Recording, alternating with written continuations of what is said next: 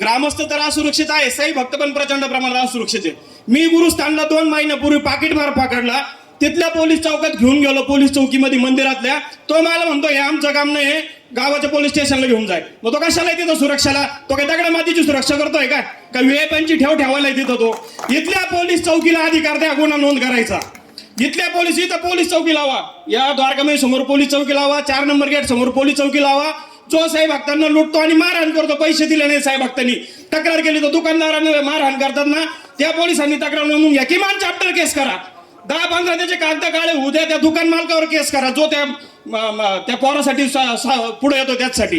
आणि मी शेवटचं सगळ्या तरुणांना इथं आव्हान करतो, रडून मारण्यापेक्षा ना लढून मारा.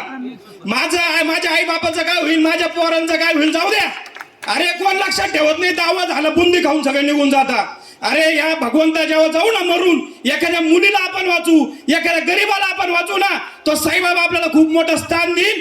रडून मारू नका, लढून मारा. मी एकटा असं समजू नका. मी स्वतः त्या बस स्टँड समोर 3 पोरं एका म्हाताऱ्याच्या बोकांडी बसले, सोल्युशन पिणारे, अख्खा मार्केट तिथलं बस स्टँड समोरचं पाहत होतं. संस्थांच्या सिक्युरिटी मधून गंमत पाहत होता, कंपाऊंड मधून.